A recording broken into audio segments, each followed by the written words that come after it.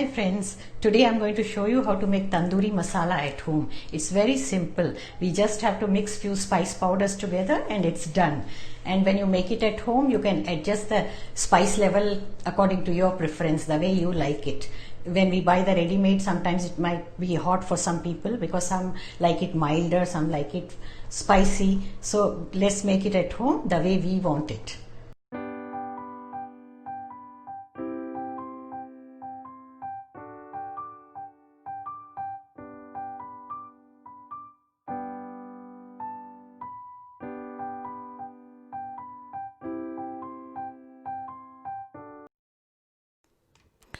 Here we have measured out all the ingredients required to make the Tandoori Masala.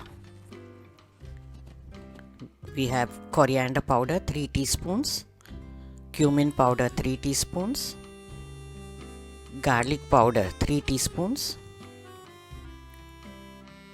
red chilli powder 2 teaspoons, add more if you like, ginger powder 2 teaspoons, mango powder or amchur powder 2 teaspoons, Garam Masala 1 teaspoon, dried mint 1 teaspoon, red color food color half teaspoon, and we have rock salt 1 teaspoon.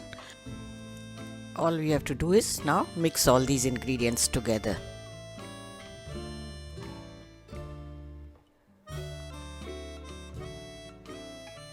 So we'll take a bowl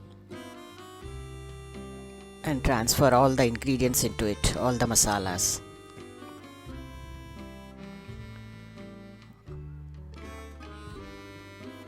As I told you, chili level can be adjusted to your liking. We can even add it later while we are marinating the dish. Mix everything well with a spoon.